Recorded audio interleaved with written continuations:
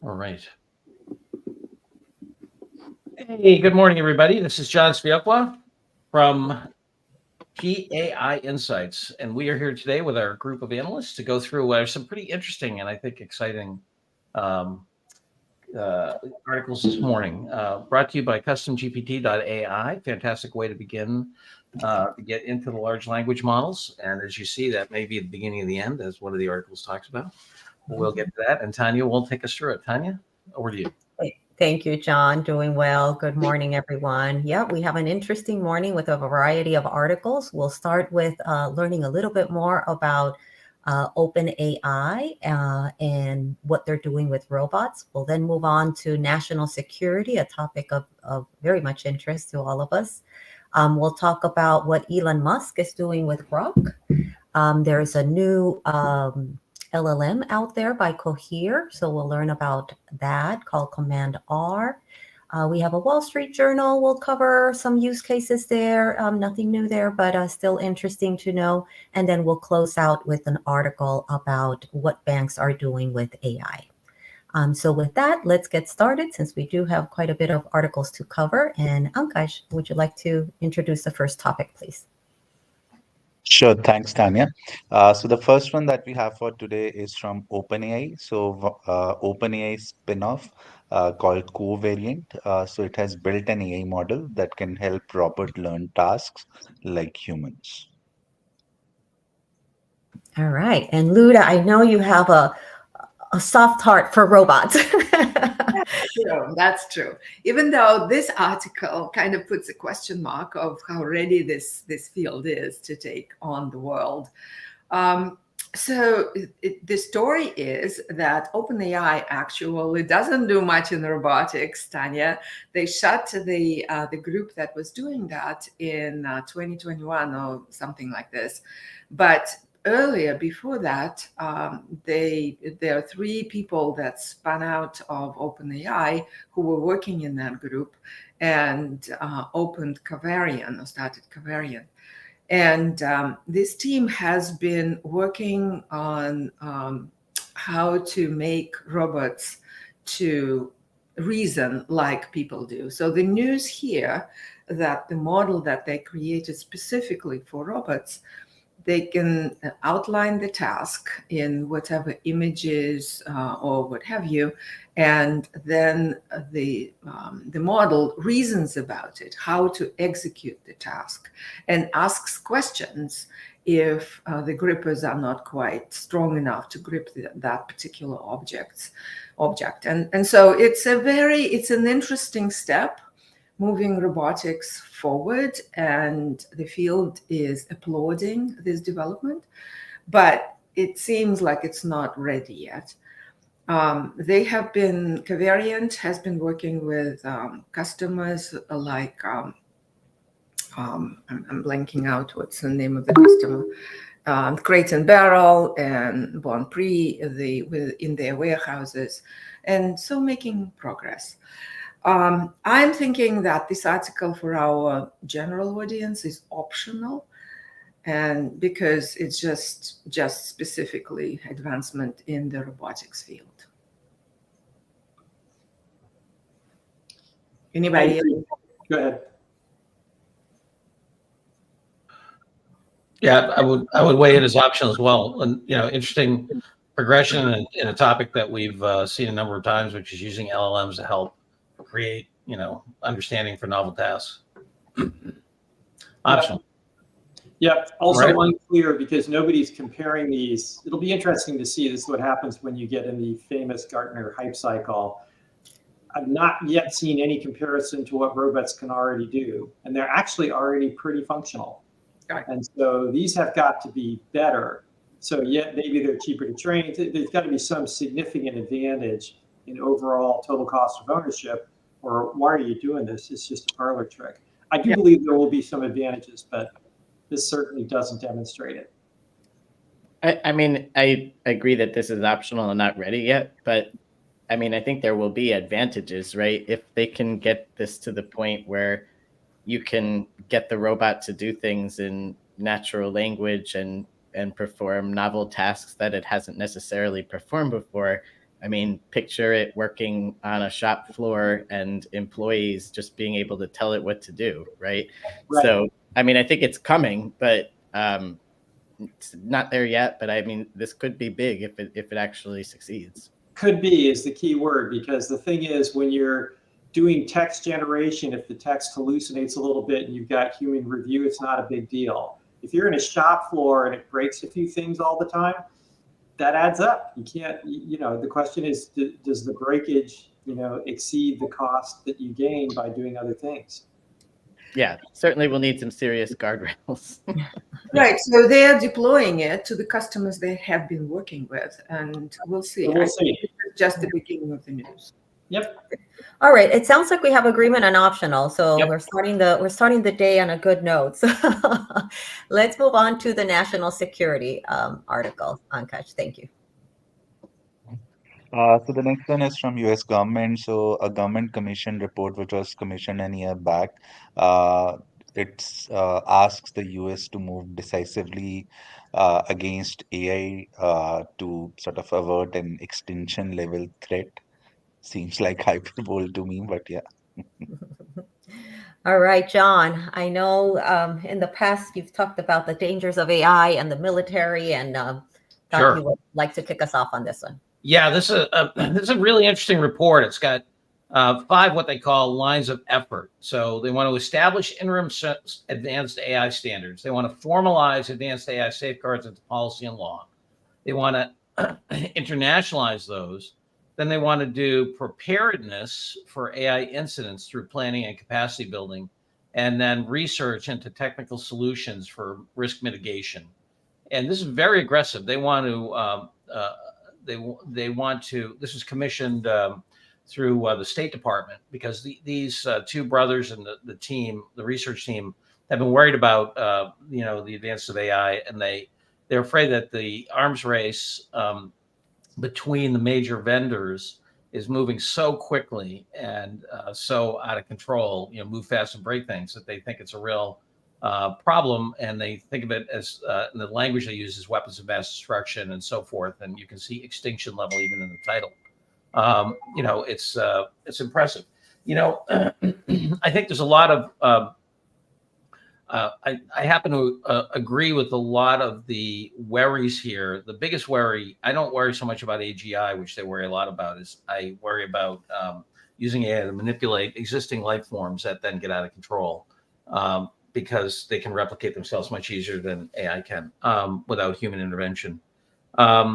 So I think that, there's a lot here. I think that it's the most aggressive one. Michael Novak is noting that, the DoD and the White House are already addressing these things. I agree with you, Michael, but this is the most aggressive one I've seen. So I actually marked this article as essential. I think that people should be aware of it. And then on the other side, I think it's absolutely unlikely that 90% of this stuff is going to get implemented, because I think the market forces are such that the power of the companies, the fact that the international community is not going to do this, China is not going to slow down, the Middle East is not going to slow down on these capabilities. So for me, it chalks the field about what some of the issues may be. Some of the policy may get implemented, but the real thing for me is, how do you, as a corporate leader, get ready for a world where a lot of the things predicted in this, I think, are going to happen, and they're not going to have the regulations they want to have. And John, in interesting- your rating on the article? I said essential. Essential. Thank you. Yeah, one of their interesting proposals was to basically say any model that has more parameters and capabilities above what we already have today should be just flat out banned for being produced outside of the government, at least until the government can kind of assess, the situation. Of course, those are already being produced, right? Where we know that at least OpenAI is working on their next version, and it's likely to be larger. And at some point, even as the article notes, they might not need to be any larger to be advanced. So interesting proposals, as you said, John, that I think are going to not actually be picked up. But I agree the article is essential. Just even if you're not a believer in some of the threats that they're articulating, I think it's always good to look at the other side, right, and be aware of what the concerns are. I think I agree it's essential, and I'm sensitive to time. I just want to call people's attention. I put the link to an article about the AI dilemma, which I've been across for almost a year now. And a year ago, half of AI researchers believed there was a 10% or greater chance that humans would go extinct from our inability to control AI.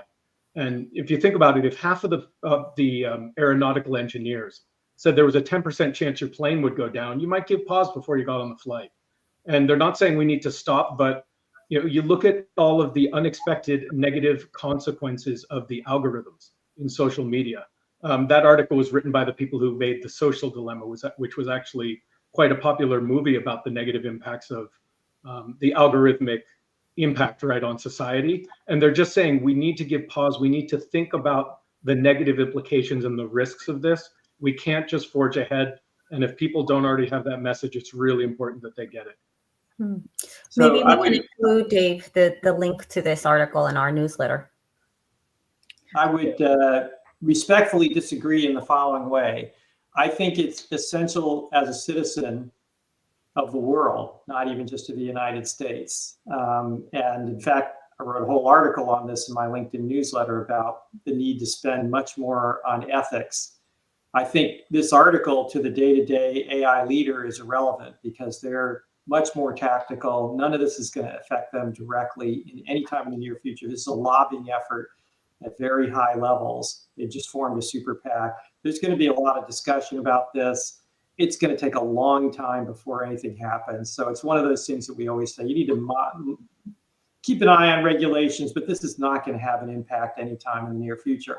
I do believe it's essential as citizenry, and I do think the points are good, although I think they're not addressing the fundamental point, which is why we need more research and money and ethics, which is that this is not nuclear war, because nuclear war is hard. It takes a lot of technology and atoms and physical ability to build a nuclear weapon. It takes virtually nothing and will become cheaper and cheaper and simpler to deploy one of these things. So it is, in that sense, more dangerous. But we don't have any idea because of that how to deal with it. And I think the regulatory approaches are slapstick. We need a lot of work if we're really going to address this. Exactly. I certainly essential for the read, and I think it puts the fact that they went aggressive. It gets the reader to stop and think, right? But it is absolutely true, and we've commented a number of times that there's a rush to product in all the companies working in AI, right? And guardrails for safety and security are just not, it's a last thought. And they're talking about it, but not implementing it properly. And we've seen example after example after example. So I'm not a believer in governments. Remember, I came from Soviet Russia, so I do not think that the government will be able to put it together and put the right guardrails. So it's up to the industry.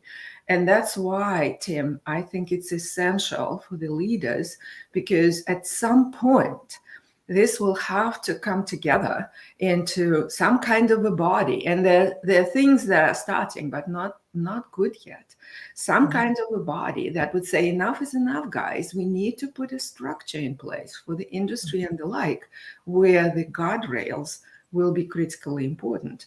And it's not to ban the open source, right? So something in the middle will have to come together. And so I would argue it's essential for our audience as well.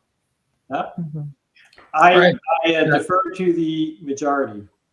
I was going to say, I think we got four over one, but thank you, Tim, for giving us your perspective. We will mark this essential and move on to the next article. Yeah, we have to pick up the pace a little, I think. Yes. Yep. So the next one is from XAI. So Elon Musk has announced that he will open source Grok this week.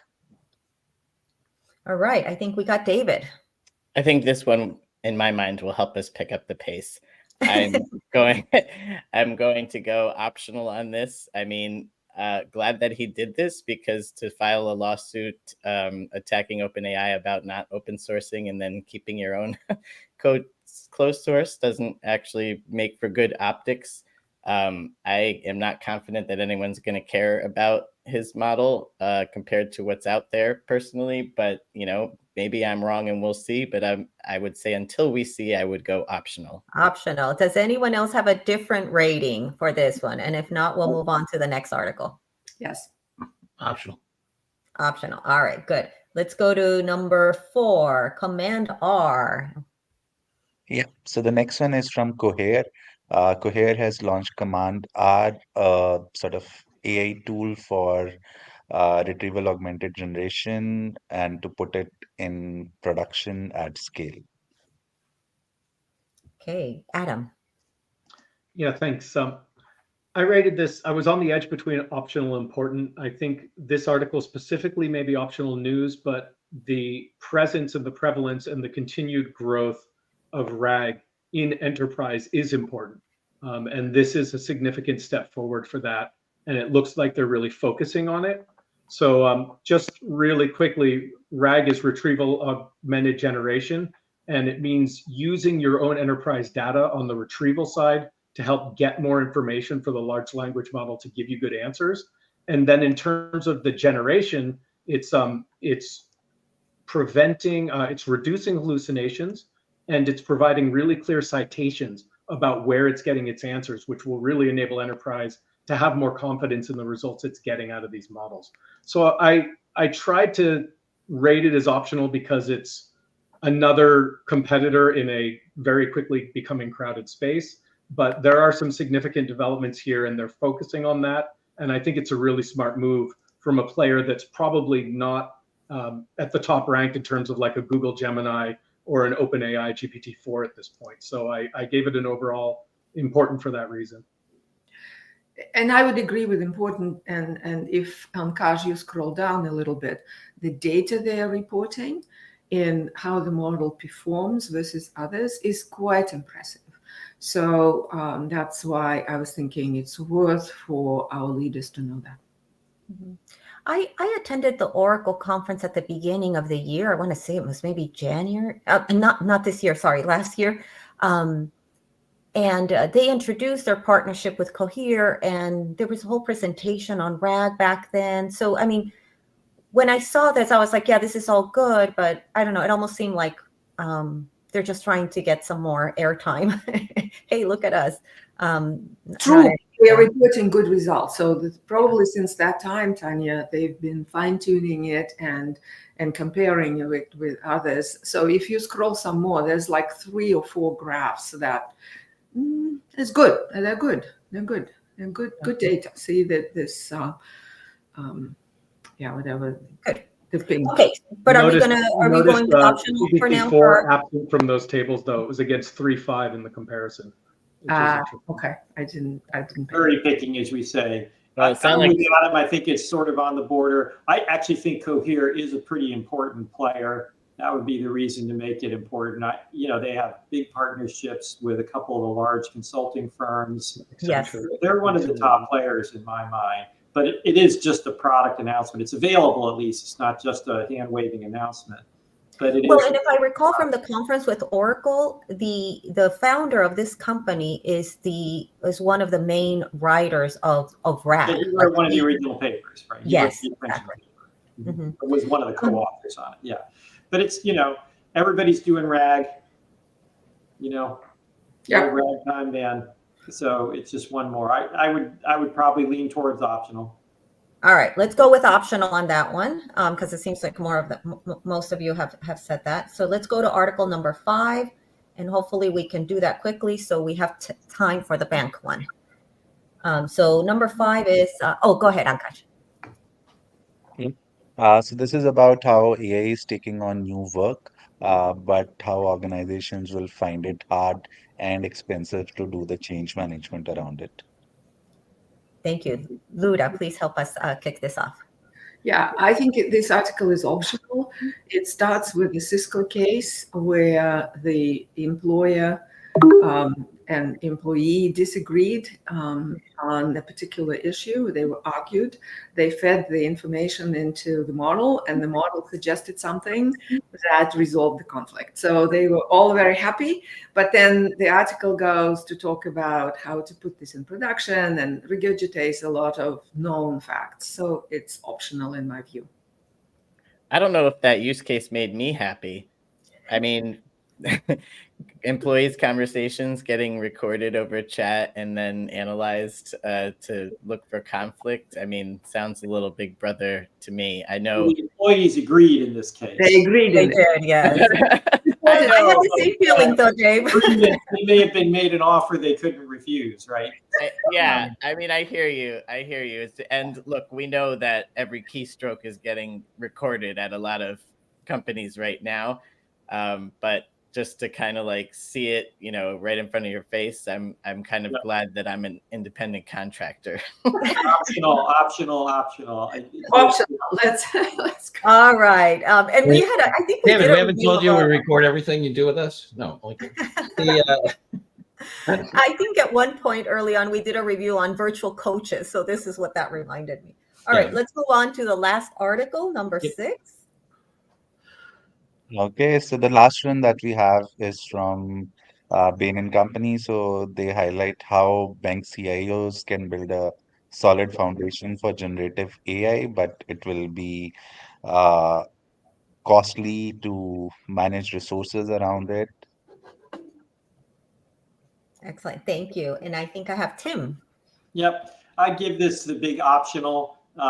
It's a well-written piece, as most pieces by management consulting firms are, but it's a sales piece. It's basically saying, hey, you better have us write your strategy for you if you're going to do this stuff, because it's going to be really much harder than you think, and we're the only people who can help you figure it out. Doesn't say that in so many words, but that's basically the message. If you're in the banking business, it's a good survey of what's going on right now, probably useful. If you're in any other business, if you have time to read it, it's well written and structured, and you can get a few good ideas out of it, but optional otherwise. I would say they're not fresh ideas. As someone who has written thought leadership for several consultancies over the years, I think I've written this article about 10 times already. They don't propose anything new. It's kind of the same strategy that they've been recommending for years in terms of building data products to build out your data architecture and your capabilities, et cetera. It's kind of pretty crusty to me. Yeah, if there's one thing I would note, it is that people are figuring out that data architecture, there's going to be a revival of, I think, master data management, data architecture, data governance, because it is an incredible lever in implementing these systems.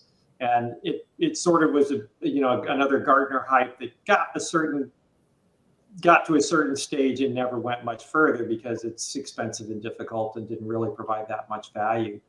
But this time around, I think there probably will be more emphasis on it. Mm-hmm. Agreed. All right, so we got optional for that one. And if we have the summary sheet, but I did take some notes. I think most of our articles were optional except for the second one. Yeah. So which is good, because I think that report, if you wanted to read the whole thing, is like hundreds of pages long. So you're going to need some time. Maybe we say essential weekend reading time. Yeah. Well, they got the short summary version in the article that we put up there, but for the deep dive, you're going to need a little time and some coffee. Yeah. Actually, it has good links to some additional articles on the same topics, on a similar topic, and I found one of them very useful. I didn't go to the other one, so it's a good thing to read. And the other thing, we didn't talk too much about it. I mean, the reason probably why this is kind of moving slow is there's really not the skill set, right? I mean, there was early on, I remember it was Coher, I think, was looking for a compliance person, and the salary that they had posted was like $540,000 because they're looking for someone who knows the law, who knows compliance, who knows the technology, it's having all of that in one person is very hard. So to come up with a model or a framework, right, that's going to meet all different industries, I think that's part of the problem here. It's not that we don't want to develop the framework, because I don't think we have the right skill sets yet. Ooh, the sun's coming strong. But good. Thank you, everyone, for today's discussion. And back to you, John, for any announcements. Great. No announcements today. Thanks to the team. I hope we've made your reading a little easier and faster. And look forward to seeing you all tomorrow morning. Same time, same place.